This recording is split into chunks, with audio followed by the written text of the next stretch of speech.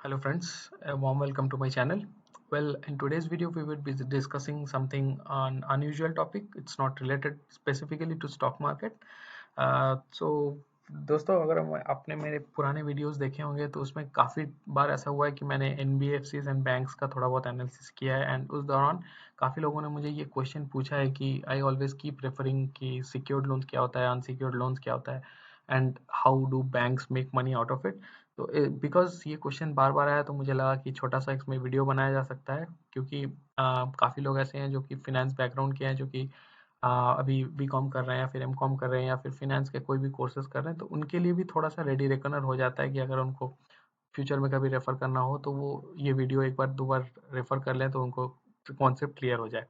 So friends, before I start this video, thanks for supporting my channel, and if you have not yet subscribed my channel, please make sure you subscribe to this channel to stay updated with all the latest videos that I upload.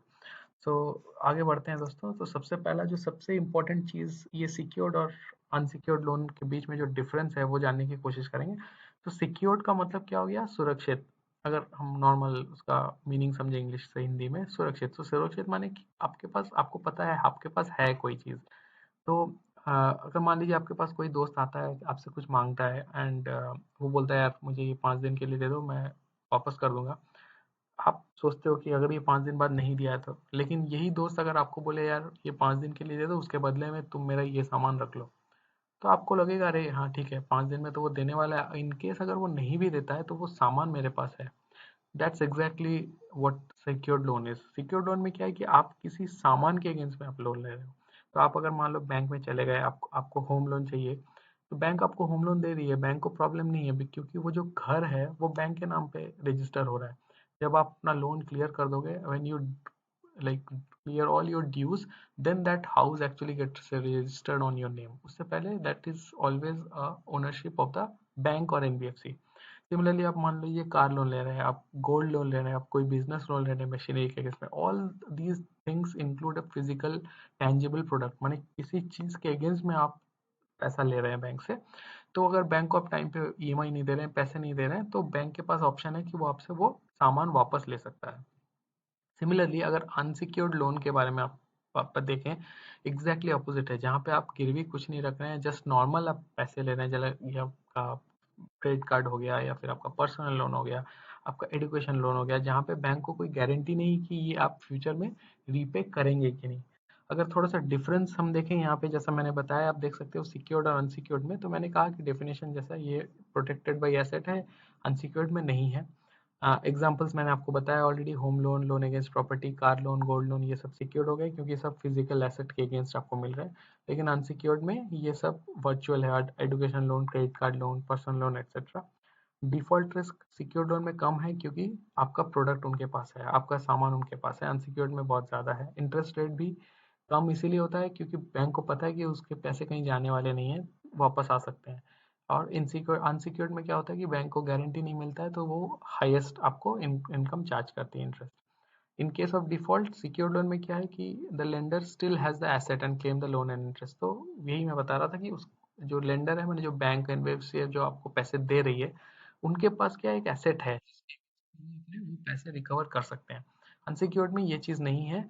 इसमें एक ही चीज़ होता है कि आपका credit score खराब होता है जो भी बोरोअर है। So next time when you apply for a loan, they always check the credit score of the customer। so if you have not repaid your EMIs on time, आपने default किया है, तो your credit score goes down, तो उससे customer को loss होता है, ना कि बैंक को कोई लॉस होता है। क्योंकि बैंक को तो रिकवर करने हैं पैसे, उसको कस्टमर का जो ये क्रेडिट स्कोर है उससे कोई मतलब नहीं है।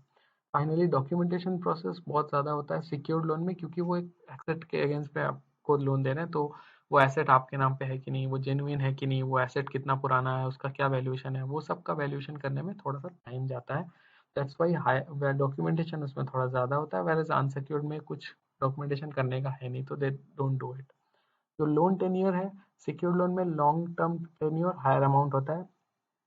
तो इसका मतलब क्या है कि लॉन्ग टर्म लोन, क्योंकि आपका जो है उनके पास एक फिजिकल एसेट है जिसके अगेंस्ट में आपको वो पैसे दे रहे हैं, तो वो बड़ा से बड़ा अमाउंट भी आपको अप्रूव कर देते हैं। जैसे होम लोन वगैरह में आप देखते होंगे 70 लाख, 80 लाख, 1 करोड़ रुपए आपको ऐसे अप्रूव कर रहे हैं क्योंकि वो 30 साल पे आप वापस दे रहे हो। सो लॉन्ग टर्म होता है वो, काफी दिन पे आप रिटर्न करते हो, लेकिन आपको मिल जाते हैं अमाउंट, बिकॉज वो घर के अगेंस्ट में आपको मिल रहा है। वैसे अनसिक्योर्ड में अगर आप देखो तो वो शॉर्ट टर्म और इमरजेंसी होता था, जनरली 6 महीने, 3 महीने, 1 साल, 2 साल, शॉर्ट टेन्योर के लिए।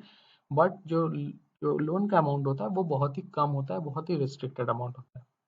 तो फ्रेंड्स, मैंने जस्ट एक शॉर्ट में आपको बताने की कोशिश की है कि ये सिक्योर्ड एंड अनसिक्योर्ड लोन के में क्या डिफरेंस है। I hope I have been able to explain this. अगर आपको समझ नहीं आया तो एक दो बार वीडियो रिपीट करके देखें। I am sure I have explain it in a very simple layman's term. So friends, I hope you have liked this video. If you have liked this video, please subscribe to my channel. और ऐसे मैं छोटे मोटे finance related videos upload करता रहूँगा, ताकि ये आपको फ्यूचर में जस्ट आपके बेसिक अंडरस्टैंडिंग के लिए आपको मदद मिल सके। थैंक्स फॉर बीइंग पेशेंट, और वीडियो को अंत तक देखने के लिए धन्यवाद। Thank you so much.